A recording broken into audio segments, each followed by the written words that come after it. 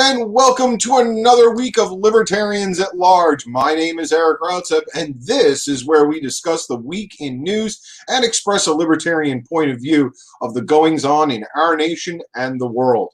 We welcome your comments and your questions in the chat box, so feel free to comment regularly. We may share your comment on the air.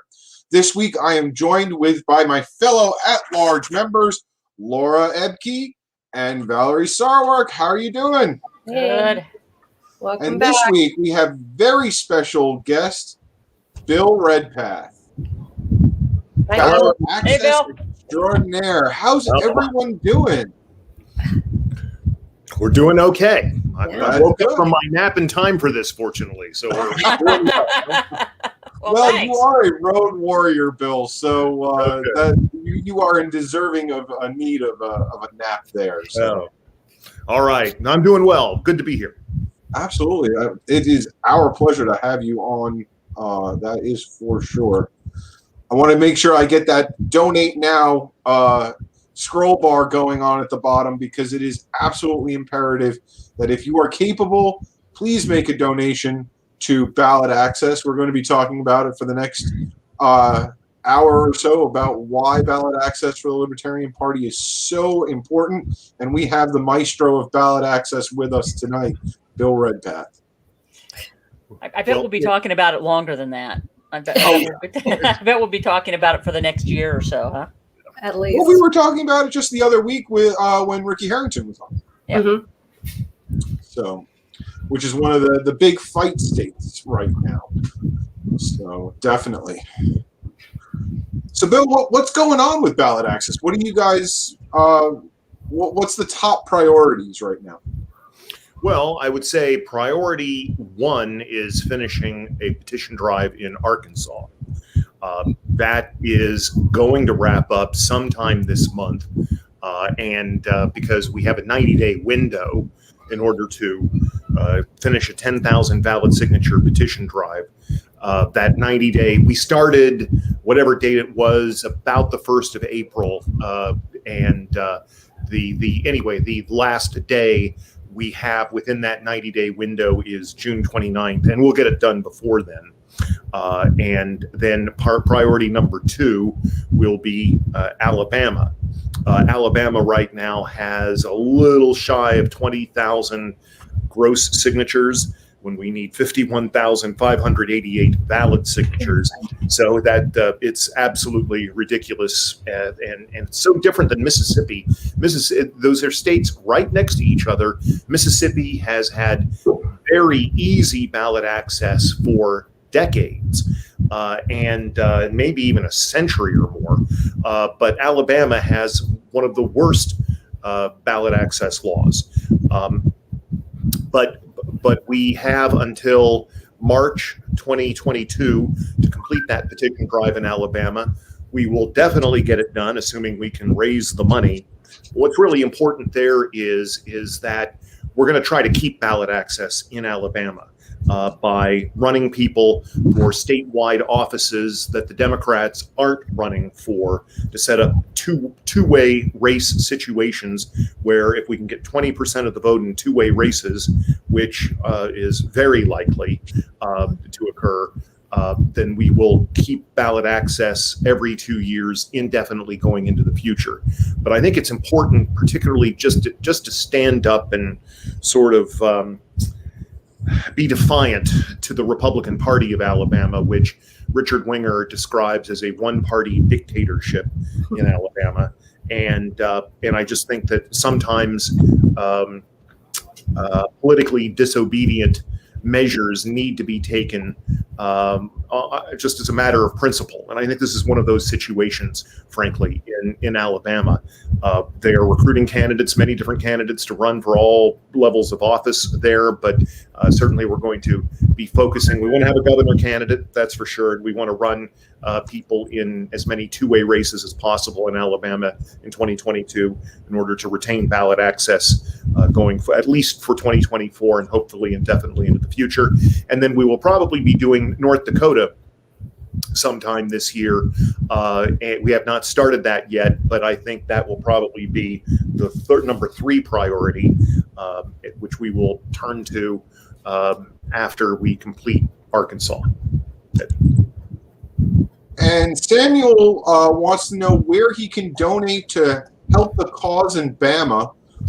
We've got a link scrolling at the bottom, but Bill, is there any way that they can donate to a particular state if they donate maybe to the state themselves? Because I know the states are involved.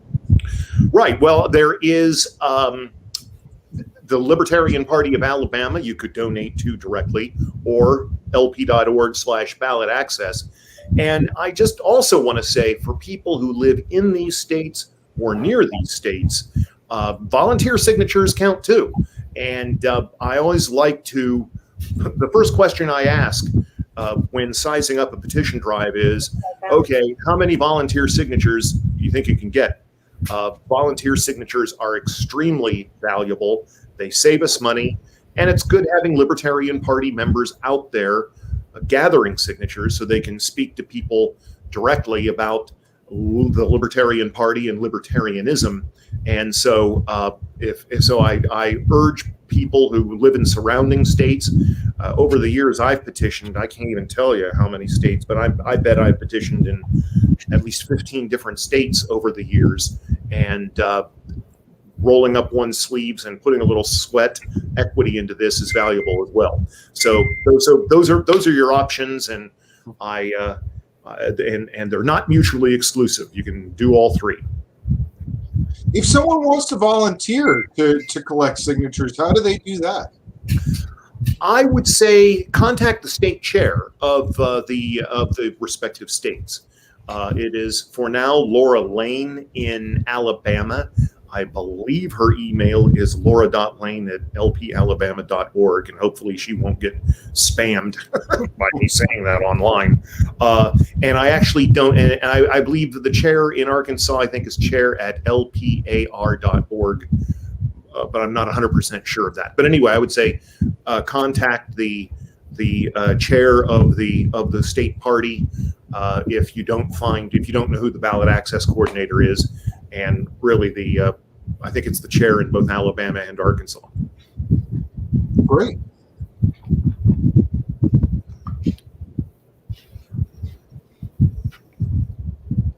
Valerie, Laura, any questions for Bill?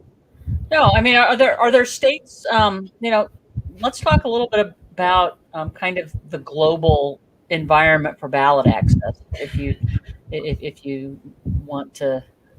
Edge into that. We've got the two states that we're really working on, but what's it like in the rest of the country? What's the spectrum of ballot access?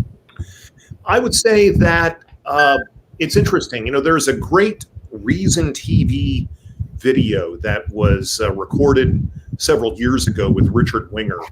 I believe it was Alexis Garcia with Reason TV who interviewed Richard in his San Francisco home. And overall, I would say this is that it's gotten easier over the years to qualify for President of the United States getting on the ballot. And we were able to get the presidential ticket on the ballot in all 50 states more often than not for the Libertarian Party. But it has grown. It has not grown easier, and if anything, it's grown a bit harder to get on the ballot for U.S. House of Representatives. It's really shockingly difficult in some states. Illinois, in particular, and where I live right now, has one of the worst ballot access laws. In fact, right now, it has the worst ballot access law for U.S. House of Representatives, where it requires 5% signatures equal to 5% of the total vote for that office in the last such election. Now there is we get a reprieve if you want to call it that, in 2022 due to the census.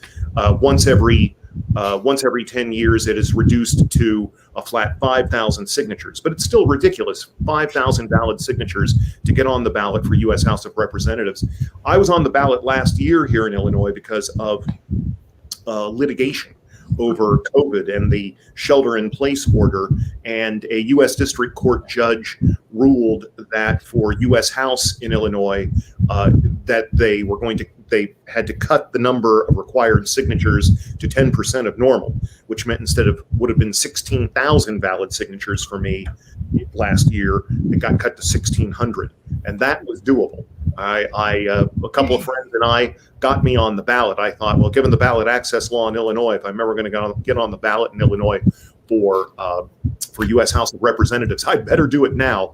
And so I did, and I was able to get on the ballot. We had one other person on the ballot here in Illinois, but he didn't survive a challenge. I survived a challenge. I mean, the Republicans came at me. In fact, the litigation is still ongoing, believe it or not. Even though the election is over, they have appealed to not the state Supreme Court, but an appellate court below that, still trying to get some sort of legal precedent to say that I shouldn't have been on the ballot. But they threw everything in the kitchen sink at me, and fortunately I had enough valid signatures to remain on the ballot. So I would say overall it varies greatly from state to state. It's still overall, as Richard Winger has said, the Libertarian Party operates in a hostile political environment in this nation, and unfortunately that's true. The major parties do. In many circumstances, do about everything they can to keep us off the ballot. And there are exceptions, and there are maybe, I think Richard says there are maybe 12 to 15 states where the ballot access laws really aren't too bad, but that leaves a lot of room for improvement in the other 35 to 38 or so.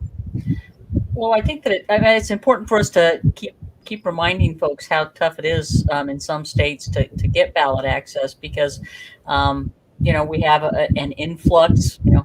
I would say starting in 2016, when around the time I joined, people come in from other parties, and when you come in from another party, one of the big two, you don't really understand just how egregious some of these ballot access laws are and how tough it is. And so it's important for us to keep telling folks, what the difficulty, what the difficulties are. We in 2017, we introduced a bill in Nebraska to get ballot access for libertarians, so we could quit petitioning all the time. And we're essentially we're not a major party, but we have our own primaries. You can permanent ballot access at this point now. So it is. It's not a done deal for most in a lot of states. Right. No, that's true. And the thing is that I've heard it said, well, people aren't going to, meaning the general public, people aren't going to fight for ballot access, or they're not going to vote based on ballot access laws. And I think that's largely true, but people are genuinely shocked.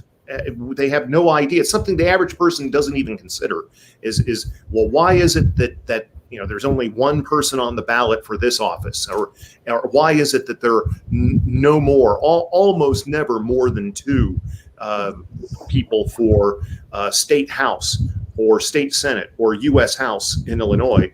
And when you tell people what it actually takes to get on the ballot, they're shocked. It's just something they never really thought about. And the reaction is, that's ridiculous. That's unfair. They're not going to go to the barricades to fight over it. But there is a sense, a deep sense of unfairness in it once they learn what's going on. Well, I had to laugh there's been talk from time to time. I think that sort of disappeared, but there was this talk about President Trump starting his new party. And when I heard that, I just laughed. I said, he doesn't have a clue how tough that's going to be. They think they're just going to be able to get on the ballot. He would. Oh, for sure. That's Julie's cat there. Hey, that's Little Bug right there, who had to get on TV because she's got a cat relative somewhere watching, I guess. Extra special secret guest there. That's right. So in any event, I'm sorry. What did you say, Laura? I lost. Well, I don't know. Somebody. I think it's just really important that we keep reminding folks how tough it is. Yes. To get on the ballot. And I was talking about Trump, I guess, and his new party. Yeah. You know, Yes. I have to. Yeah, I'm of the age I have to talk myself through these things. We're going to go start a party, but the thing is, that, I mean, if he really wanted to get on the ballot, I mean, it would be like Ross Perot, right? And actually, Ross Perot running was a good thing, even though in the short run, it in one way at least, and that is he opened up ballot access. There was a supermarket chain in the greater DC area, and I lived in the Washington, DC metro area for 34 years, from 1985 to 2019. And we had asked for permission to petition at a local supermarket chain. And they had said no. This was before Ross Perot ran in 1992. And then I read in the Washington Post that that Ross Perot volunteers were petitioning at the supermarket chain. So we went back and said, hey, what about us? I mean, and to their credit, they said, you know what, you're right. And so they were, their name was Giant Supermarkets. And I will have to say that they allowed, you had to get permission ahead of time. And of course, people had to behave. I mean, particularly if you're on private property and you've got permission to petition, you need to behave yourself and bite your tongue no matter what. But I was a loyal customer of that supermarket because they didn't have to grant us permission, and they usually did with certain restrictions. But still, it's better than getting kicked out all the time. So on public property, I will have to say I haven't always. I try to behave, but there was one guy once, an old man in front of the post office in my hometown of Findlay, Ohio, who told me I was committing a sin. I was committing a sin petitioning for the Libertarian Party, who's very anti legal marijuana, and that's okay. Okay, fine. But then he said, you're committing a sin doing this. And that kind of pressed my button. so that I had some tart words for the elderly gentleman, but he then went away. So anyway. Oh. Well, and clarify, but after Ross Perot got on the ballots with the Reform Party, there were a number of new initiatives in some state legislatures to make it more difficult, right, to get on the ballot. Some of those states. Richard Winger would know. Okay, well, we'll have him on some night. Absolutely, I'm sure he'd love to come on. Well, I'm sure he would. But in any event, But I'll tell you what. I'll tell you who really made it worse was George Wallace. I think it was George Wallace's campaign in '68, in particular, that really didn't he win some southern states? Maybe I think he did. Two, yeah. I think he got some electoral votes in 1968, if I recall correctly. But that really made things. They really tightened things up after George Wallace. I think in '68. I think he tipped the balance in a couple of for sure in a couple of those states and threw them in the Nixon. The traditionally Democrat states back in that era became Nixon states, I think. Yeah. And I think a very strange thing, and I really don't know how this occurred, but I'm pretty sure it's true. In 1964, when Lyndon Johnson was elected president, I'm pretty sure he was not on the ballot in Alabama. I think that's true. Interesting. Yeah, I think that's true. So, in any event. There we go. I have a question about, speaking of Giant and precedent they set there with Ross Perot, and touching back on you running because of the lower signatures. Do you think that because of the relief that many states were given due to COVID, that there's an argument to be made in the future for lowering the threshold of signatures because it didn't really affect the election? Nobody really won any big elections because they got on the ballot. Do you think there's a legal argument there in the future?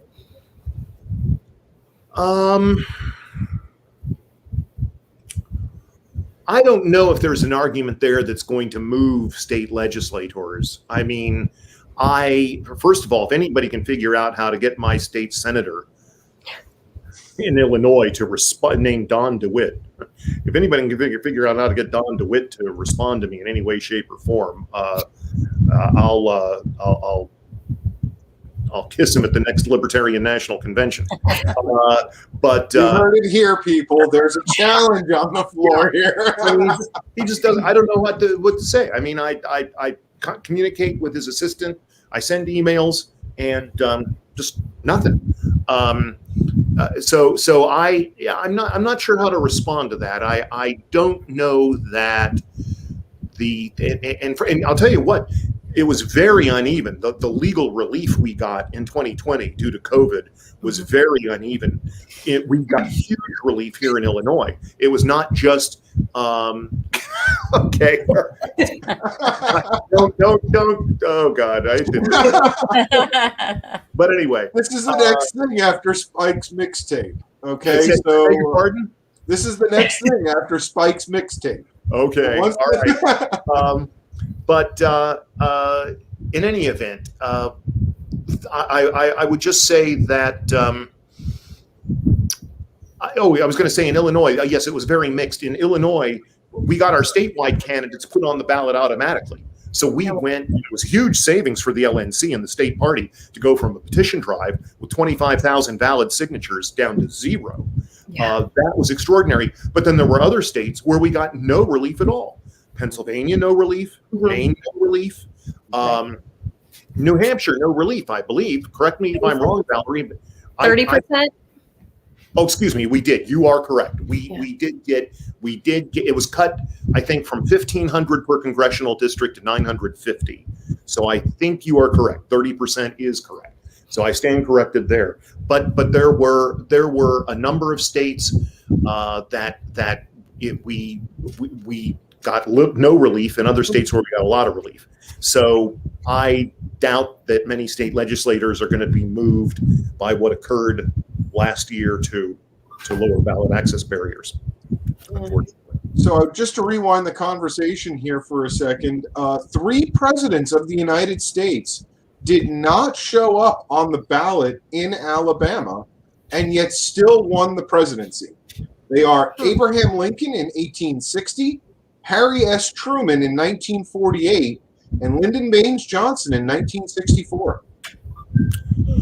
Wow. Well, that is, where'd you come up with that, Eric? That is on, I got that from Wikipedia. Okay. And also it was repeated by the New York Times. Well, it's not terribly surprising about Lincoln. And of course, Strom Thurmond was running in 1948. But that still is amazing that you had 2 incumbent presidents. And that just goes to show you the rotten ballot access laws they have in Alabama. Yep. I mean, if an incumbent president of the United States can't get on the ballot, the rest of us are pretty much sunk, unless we have a lot of generous contributors out there. And the Libertarian Party is not going to be sunk when it comes to this petition drive. I'll tell you that. Daryl Perry is jumping on the L. Frank Robinson bandwagon here. That there weren't government printed ballots in 1860, he says. So that's true, and I think the Australian. I want to say, and it's D. Frank Robinson, I believe. Oh, D. Frank, yes. D. Frank Robinson, yeah, yes. Yep. From Oklahoma, good gentleman. I think, it was about 30 some years later. I want to say 1896. But again, Richard Winger would know for sure. But yes, very good point. But the ballot was still printed and listed, but the ballot slip had no name on it. You could write whatever name. Right. You could write whatever name, is my understanding. Yeah, but there would be an approved ballot list still visible, like on a banner or something. Okay, and are you saying that any name that was not on the list would not be counted, or how did that work? I don't think so. I think I don't know exactly how it worked, and I'm assuming other states would be different. But I know, studying New York history, growing up in New York, it wasn't until the 1892 election, if memory serves me right, that there were names printed on the ballot, but banners would be held up with everyone's name on it.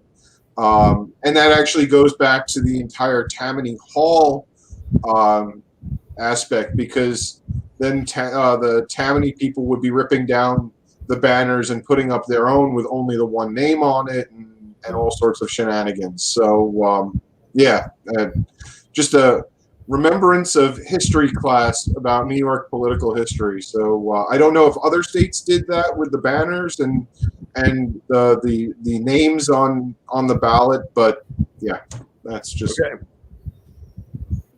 Very interesting. I'm not exactly sure, given our popular. So let's talk. I need to sit down with Mr. Robbins sometime and talk about this at great length, probably. But I don't really understand how in today's with the numbers that we've got today, how we would get any sort of timely count on ballots. If everything's just blank. I guess I have a deficit of imagination where ballots are concerned. I don't know offhand, but with visuals, with some sort of scanning technology, I don't know. I mean, I just, if we have ballot access laws, they should be darn reasonable in terms of getting on the ballot. I mean, I would say no more than 0.1% of the number of registered voters for an office, no more than that, and that's plenty to show that you have. If it requires any more than a little bit of work to get on the ballot, unserious people just aren't going to do it. I mean, it really doesn't take that high a requirement to keep the number of a reasonable number of candidates on the ballot. Right. And interestingly, I think it's Williams v. Rhodes, I want to say, a U.S. Supreme Court case. Richard Winger told me that U.S. Supreme Court decision, you run into this argument, regarding ballot access laws. We don't want a cluttered ballot. Oh, I've heard that so many times. Interestingly, in Williams v. Rhodes, I've been told that the U.S. Supreme Court said having up to 8 candidates on the ballot is an uncluttered ballot. And believe me, it's rare for any office these days when you have 8 candidates on the ballot. So that is, I should look that up for myself, but I'm sure Richard Winger is correct in stating that. So that's always an argument to use against people who use this condescending statement about, well, we got to have strict ballot access laws because we don't want a cluttered ballot. They don't trust the voters. I go into a cluttered supermarket all the time and can navigate things just fine. Right. Well, you know what time it is. Are we at that point already? My goodness. Yeah, it's nearly 7:30. So actually, 2 things came out of the Williams v. Rhodes Supreme Court case of 1968. First of all, yes, there should be no more than 8 candidates on a ballot. And the other thing is also that states do not have to provide a pre-printed ballot with names. Oh, okay, that's fine. That's interesting. I did not know that was a part of the decision. I presume that's an Ohio case, I believe. I bet it was Ohio law. Yeah, I bet Rhodes is James Rhodes. He was governor of Ohio when I grew up there when I was a kid. So and then Anderson v. Celebrezzi. That was another Ohio case. That's another state that has horrible ballot access laws, Ohio. And that party petition we did in Ohio starting in late 2016 to 2018 It just, again, 50-some thousand valid signatures to get on the ballot. And so Ohio's had horrible ballot access law going back decades, as you can see from that Williams v. Rhodes case. But yeah, and John Anderson sued and won against the state of Ohio back when he ran for president in 1980 regarding deadlines, deadlines being set too early, unconstitutionally early in Ohio. Actually, another, I'm just continuing to read down on this, and this is on oyez.org.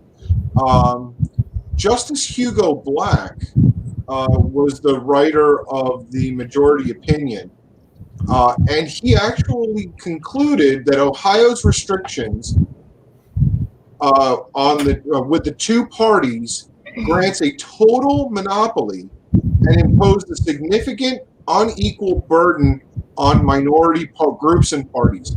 All right. That's powerful. That is really powerful. That is, yeah. So anyway, yeah, there are some good ballot access decisions out there, but I will also say that the United States Supreme Court has denied cert to dozens of ballot access cases. Richard Winger, in a recent ballot access news, went down, I believe he listed every case by case, and I want to say it was maybe 50. It's a terribly high number, and of ballot access cases consecutively that have been appealed to the U.S. Supreme Court, and they've denied hearing them. And it's really a very bad record that the Supreme Court is. Again, they're just not interested in hearing ballot access cases, and it's really a horrible thing.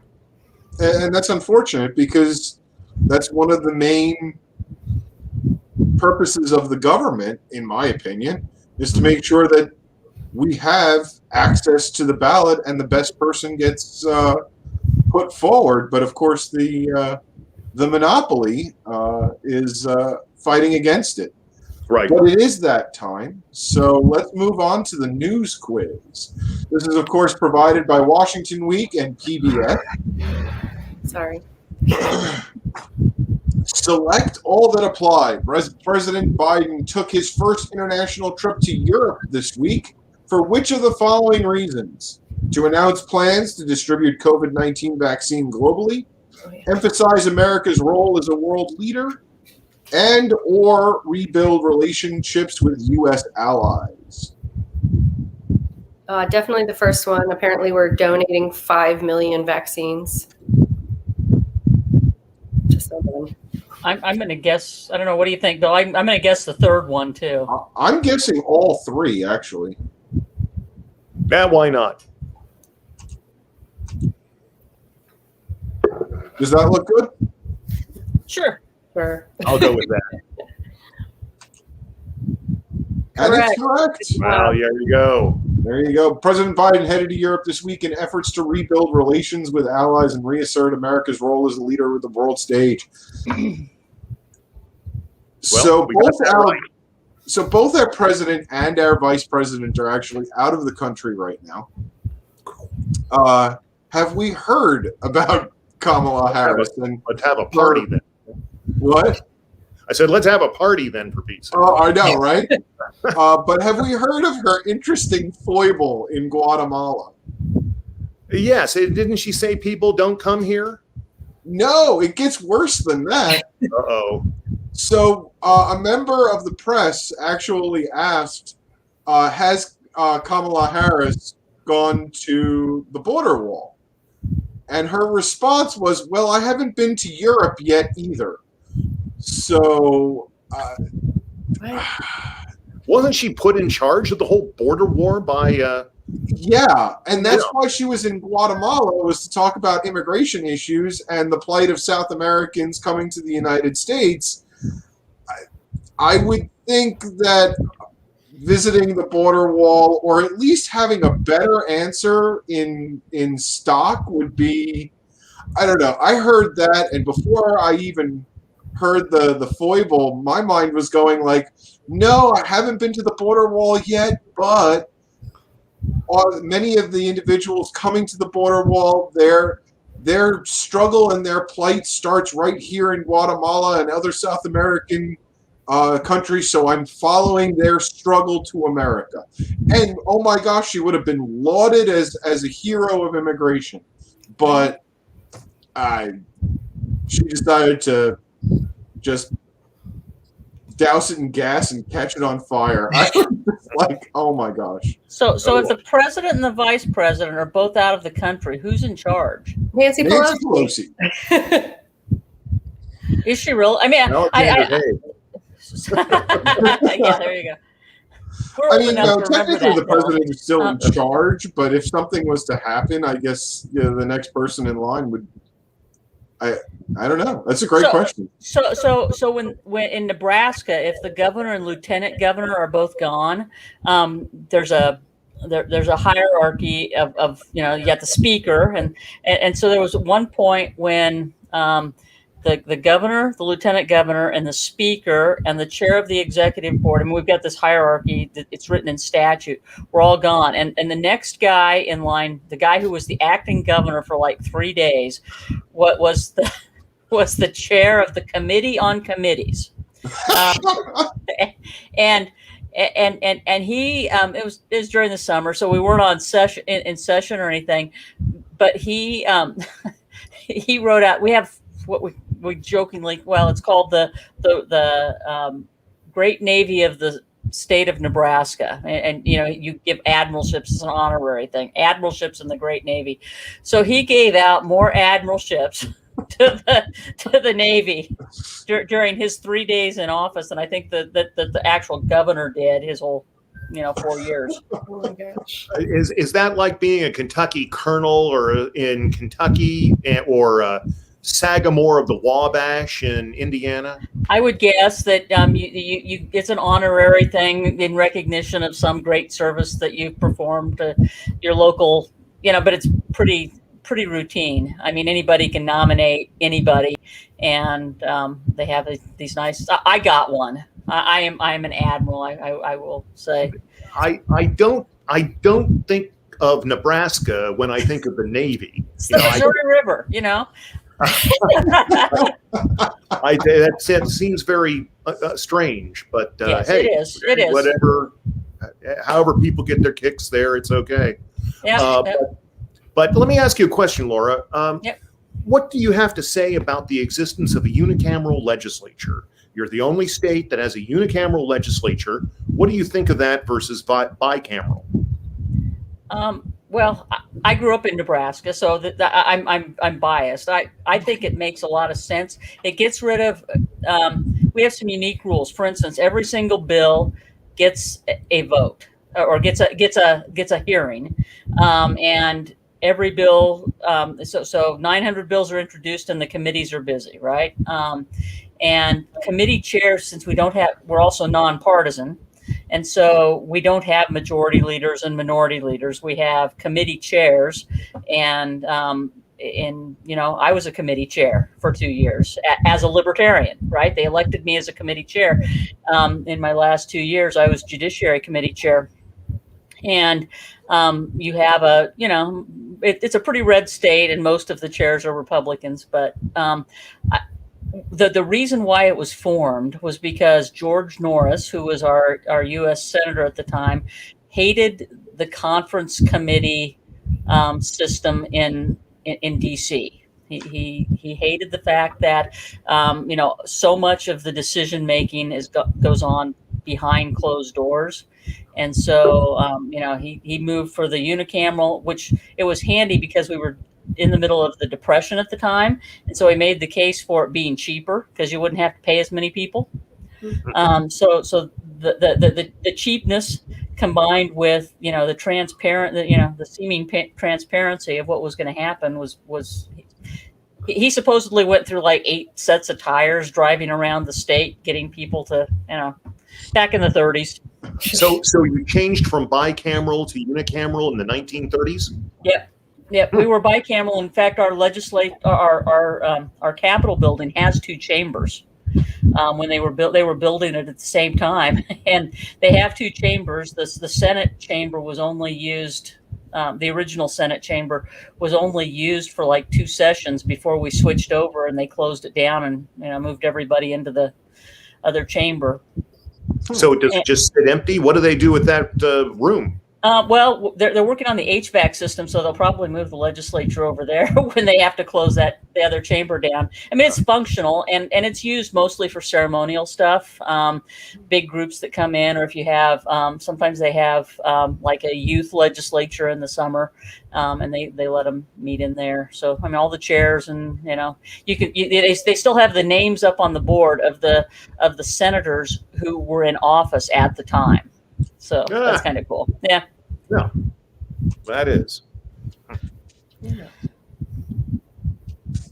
Right. So Valerie, what's going on in New Hampshire? Let's just go to the next question. Sounds good. Let's go to the next talk question. about it. Okay. Reports predict the U.S. is unlikely to meet President Biden's goal of having what percent of the country partially vaccinated by July 4th. Partially vaccinated. So this is the goal that the Biden administration has been pushing quite a bit. I guess they announced this back in March. I think it's 70. That's my guess. I think it was 70. Yeah, I agree with you. I want to say 70. Yeah. And it is. Speaking of New Hampshire, we're 60% partially vaccinated right now. Yeah. What have people heard about the shots? I'm partially vaccinated. I'm going to become fully vaccinated next Monday. But I've heard a lot of people having a rough time with that second shot. Oh, I did. Pardon? Eric did too, right? I had the Johnson & Johnson, so I was one and done. You were one and done. Okay. All right. I had both of them, and I had no problem. I mean, I was maybe a little tired. My husband had both of them, and after the second one, he came home and went to bed for about 18 hours. He just didn't feel good. So I mean, it's really it's pretty random. I was knocked out. I was like shaking, like I thought I was having a seizure because I had chills so bad that like my whole body was shaking. It was so bad. For how long did that exist? Like 4 hours, and I had a really high fever. But it happened exactly 12 hours after. And it was like for 4 hours I couldn't sleep. Like I had to like lay very still, otherwise I would start shaking again. And then it just stopped. But then I was really, really tired for like 12 hours, like really tired. And I'm always going because of the kids. And I would like get up and get a drink of water, and then I'd say, I'm gonna lay back down for like 10 minutes, and I would fall asleep for like 2.5 hours. Wow. So, yeah, but Nick was fine. So, okay. All right. Yeah.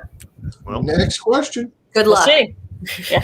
Thank you. What happened this week in President Biden's infrastructure talks with a group of GOP senators? President Biden turned down the latest offer and ended negotiations. Senate Republicans have decided to increase their counteroffer to match Biden's original $2 trillion deal. President Biden and Senate Republicans agreed to a smaller deal that Biden proposed. Something just came out. I think was it today a smaller deal was agreed to? Regardless, I'm sure a lot of money is going to be spent. I know that. Right. That's the correct answer. Just not as much. Yeah.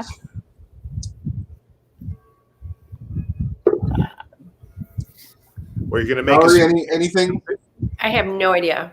I think it's the third one. I believe that there may have been news today that something smaller has been agreed to, but I was listening to a story about it this morning, but I didn't really pay attention. Just that the like water and sewer infrastructure of Worcester, Massachusetts was built in the during the Civil War, and like they just keep patching it, and so they were very much looking forward to getting some federal grants for this. But that's basically the price. There are sections of Boston that still have wooden sewers, by the way. Yeah. Holy cow. Yep. Rose. Yep. Laura, any input? No. So we're going to go, I guess, with number 3. It's Sure. either 1 or 3. I'll vote for 3. Yeah, go ahead. That's a good one. Sounds good. It's Oh, It's 1. Yeah. President Biden turned down their latest offer and ended negotiations. However, Senate Democrats 2 different offers, and the Republicans came back with 2 different offers. Yeah. I knew that had happened at one point, but I thought it was superseded by number 3. But no, all right. what happened was that now the bill that looks like it's going to move forward is actually proposed by Senate Democrats. And it's kind of in between Biden's last offer and the Republican counter offer. So we'll see. Well, But, I urge everyone to grab their wallet and run like hell. oh yeah, it's something like still like $750 million or $750 billion. It's So much money. a big price tag. True or false? France is sending the United States a second Statue of Liberty to the United States in time for Independence Day. I don't know if it's by Independence Day, but I read that. I think that's true. What? Mhm. That's weird. are Why? you going to put it on the West Coast or? I No, don't know where they're going to put it. It is going to go to Ellis Island first. It's going to be erected from July 1st to the July 5th at Ellis Island.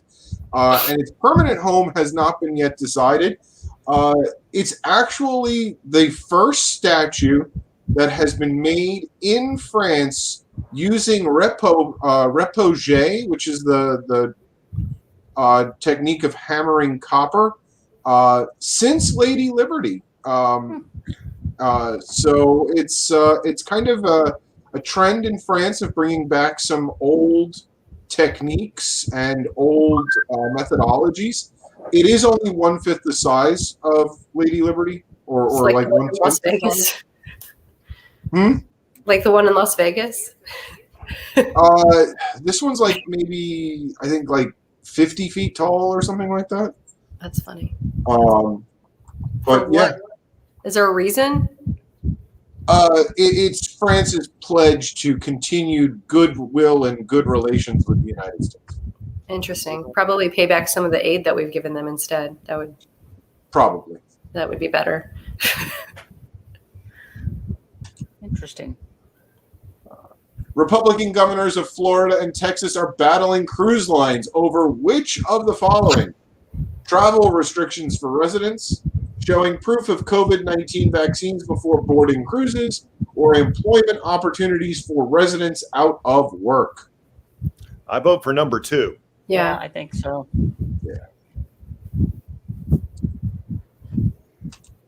And you are correct. Mhm. Yeah, Yeah, I mean, Reason just had a commentary on that was critical of DeSantis in Florida on this, saying it really should be a private matter. Yeah. And the fact that I know that a requirement. I'm going on an Alaska cruise with Julie in August, and when I read that people have to be fully vaccinated, they don't have to be fully vaccinated by me, but that's what and I don't want to be a jerk and screw up, an Alaska vacation. So I said, well, okay, I was going to do it. I better go ahead and do it now. So there you go. yeah. I don't. If a private company will only want to do business with someone who's vaccinated, that's a private company's right to do so. As long as it's not government initiated, if a company wants to say no to money, that's their prerogative. So, I mean, I don't know how many people go on cruises, but Carnival could easily pick up the people that don't want to do a COVID vaccine. right. I'm not dogging Carnival, but it's not the nicest one. I'm just saying. No. Well, I mean, I think that, the question is, if a private company is doing this, they're doing it to limit their own risk. Yeah. And I don't blame them at all for doing that, given what happened at the beginning of COVID and how they got shut down, and some of them were floating around out in the ocean for a while because they couldn't offload. Yeah. So I get it. I don't fault Governors them at ought to all. appreciate that. And how many times have we heard of norovirus breakouts on cruise ships and this virus or that virus? These are virus and bacterial breeding grounds. And the crew disguised lives as a like vacation. the crew lives underneath the boat, and they sleep like 4 to a room. So everybody's in really tight quarters anyway. Like if one person gets sick, then they're all going to get sick. I mean, so I guess they're all vaccinated anyway, so it would probably not be so bad. But that you're putting your people at risk also. So I agree. It's not the popular opinion, but whatever. Oh, geez, I gave you the answer to this one earlier. Guatemala. Yeah. and Mexico. Guatemala, Mexico. Yeah. Yeah.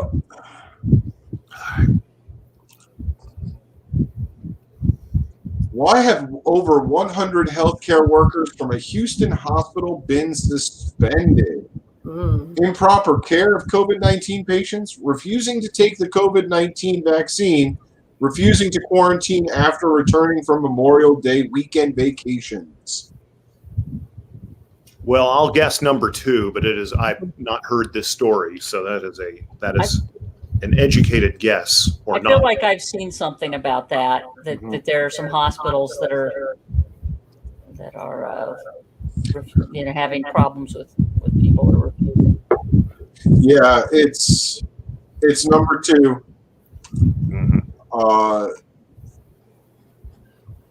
Houston Hospital, though, was the first to take action. I have not heard of any other hospitals who have taken action on this. But I don't think Houston's going to be the last either. I think most hospitals in Nebraska anyhow said, if you don't get vaccinated, you keep wearing a mask. You don't again, private organizations, private employers. Yeah. The worry is that after the FDA gives final approval and not just emergency approval to the vaccines, that a lot of the hospitals, or at least anybody that's registered as a Medicare or Medicaid provider, is actually going to require it. So it's interesting. There's an interesting what if scenario going on here.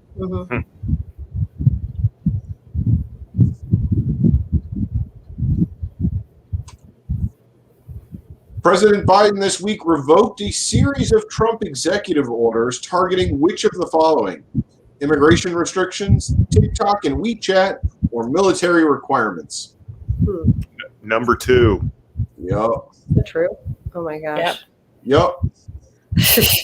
TikTok and WeChat no longer have to be owned by U.S.-based companies.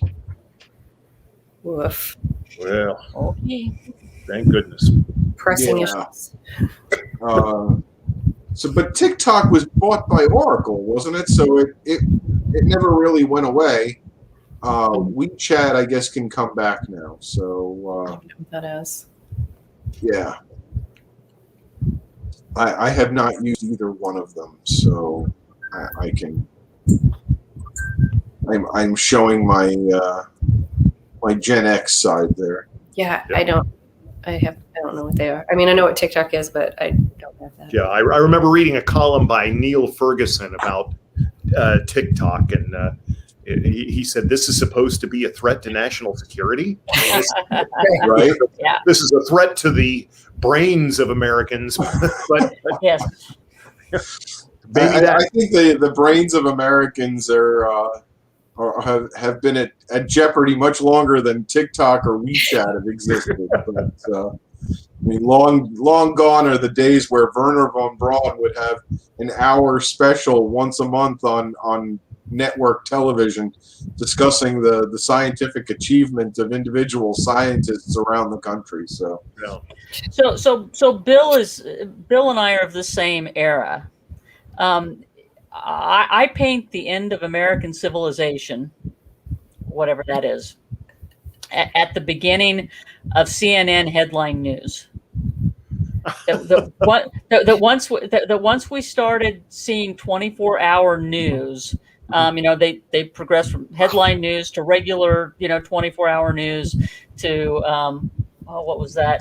Crossfire. I mean, it just degenerated from there, and then we got talk radio and So much airtime to fill. yep. Mm-hmm. Yeah. I could totally understand that. know I'm looking up the exact date because It's about 1982 or 83, I think. Maybe a little before that, but it was in that early 80s time frame, I think, for CNN headline news. It was like December 23rd, 1978, right, Eric? Oh, well. well, yeah, I was born December 23rd, 1978. However, it is generally accepted that news broadcasting died in America on January 20th, 1981, the day Walter Cronkite retired. Yeah. Well, and I've heard that numerous times. I think actually he retired. I want to say it was March 6th. I think it was. He might have announced. I don't know when he announced, but I think it was actually into March 1981 before Walter Cronkite retired, because I think CBS had a strict 65-year-old retirement policy. I think that's why he retired. Actually, was due to the corporate policy that you retire when you're 65. Gotcha. I think. Okay. Very interesting. Interesting. I don't know. The date that I found, that the day he retired, was January 20th, 1981, which was also the day Ronald Reagan got inaugurated. But, you know, hey.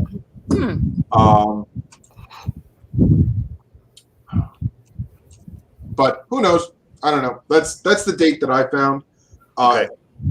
I don't know if it's accurate. The date I found was on Wikipedia, so it is subject to fallacy. So. Oh no, history.com. You're right. March 6, 1981. March 6, 1981. That's what I thought. Yep. Walter Cronkite signs off for his final time. And that's on history.com. He probably announced it. Probably. Earlier. Probably. Yeah. He probably announced it that night or something like that. Yeah. So, And CNN started in 1982. It looks like. So Wow. We are from a different era, Laura. You're right. We are. CNN was founded June 1st, 1980. But CNN headline news went on in 1982. I think that's what Wikipedia said. I don't know. I just remember I was in college, and it went live, and it was so cool because I was a nerd and I could watch a half hour of news and whenever I wanted to and get everything. So we've caught 2 Wikipedia errors today, because according to CNN and history.com, June 1st, 1980 is when they started, CNN started broadcasting. But they broadcast mostly in Atlanta at the time. Possibly. Maybe they went national in 1982. Yeah. Okay. Nope, we're behind. My clock is chiming. Okay. Uh-oh. We've been distracted. I know. That's what happens when you get 2 old people on here. 2 baby boomers on here, and we're. This week, a Supreme Court decision ruled that immigrants who entered the U.S. illegally have temporary protected status, are ineligible to apply for green cards, will be granted permanent status, or will be denied work opportunities. I don't know. So this is basically for the dreamers. I didn't hear anything about this, but it was a hot topic in Phoenix all the time. It's not number 2. I think it's number 1. That they're ineligible. Yeah. Yep. Maybe. That's what I heard, and that is correct. Mm-hmm. Yep. The Dreamers will no longer be given a path to citizenship, but they don't have to leave. Well, can they work? They can't do anything. No, they basically they're on a non-revocable education/work visa is really what they're on. Okay. Huh. While the White House press corps charter flight carrying reporters to cover President Biden's trip to Europe delayed. Severe thunderstorms, engine failure, or cicadas swarmed the plane. I don't know, but I want it to be the cicadas. Yeah, same. I'm so glad we don't have them here. And Laura, I'm happy to say you're right. It's cicadas. Yeah. Their song is loud, by the way. We're just starting here in North Carolina. I know other parts like Tennessee and Ohio are already in full swing.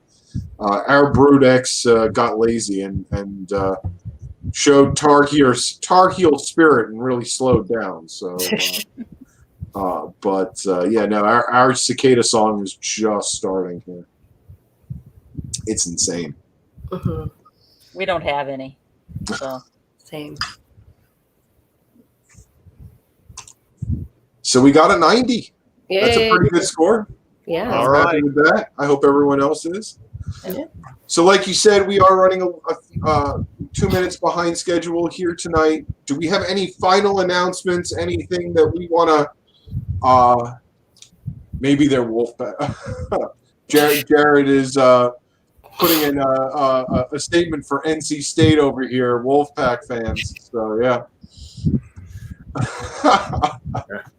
But do we have any final announcements? Anything that we want to plug? Anything that we're up to in the next week or so? Don't forget to get your tickets for the 50th anniversary party at lp.org/50. Thank you. Yes, You I can know do that. I'm going. I already have my hotel and flight all booked. Haven't done anything. Got to get on that. It's coming up fast. It is.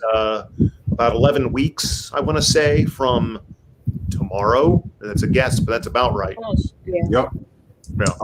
This weekend, I am going to be at the Florida State Convention.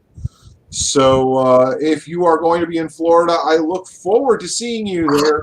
It's going to be a really nice time at Lakeland, Florida, the Florida State Libertarian Convention. Excellent. Safe travels to you down there.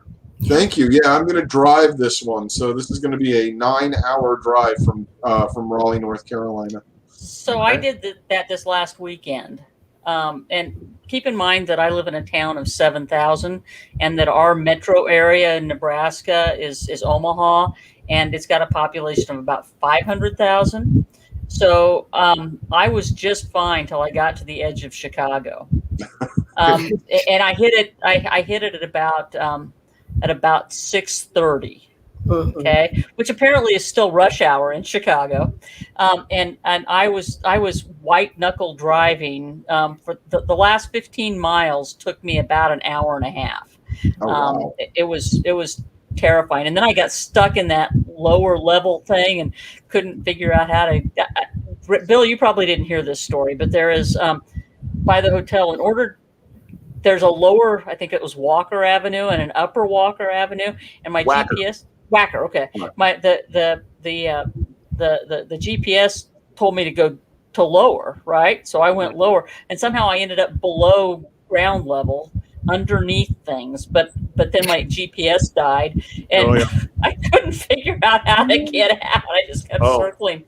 And I finally found daylight, and I got out on Michigan Avenue or whatever that, Oh my God. and then it picked me back up, and I didn't take lower. I took upper that time, and then I got right to the hotel. But it was pretty terrifying. But I wasn't the only one. Mhm. So Yeah, I had to deal with parking there at the hotel, which was I'd never encountered a parking system like that, and it was there were some challenging elements to going to that LSU meeting. don't go too fast. Yeah. Get those 90-degree short turns. So I am very glad I flew with all of these stories. Me too. Oh, Bill, anything else that before we wrap up here? No,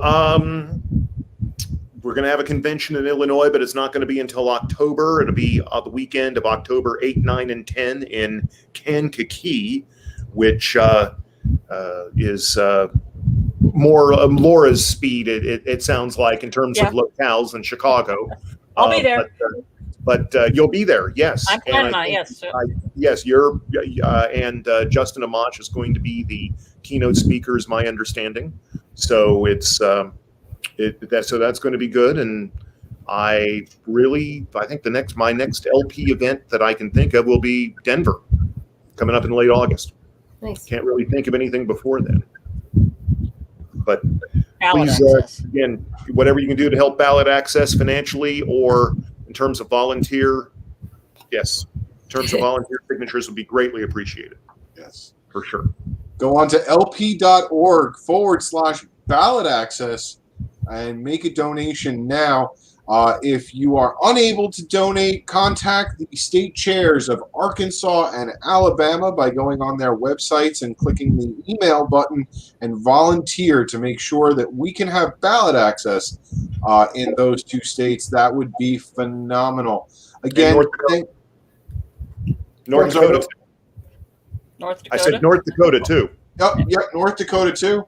That absolutely. There's a lot of fight coming up. And I'm sure New York needs to start gearing up now, too, because I know that's going to be an insurmountable mountain and a very short window to do everything in. Right.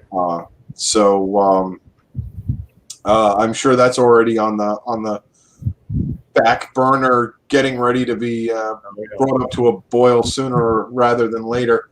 But everyone, thank you so much. Bill, thank you for being on. Thanks for having me. It has been phenomenal. And everyone watching, thank you for watching, and we will see you next week when we have another episode and another phenomenal guest on Libertarians at Large. Good night, everyone. Have a great one, and see you next week. Right. So long. Good night.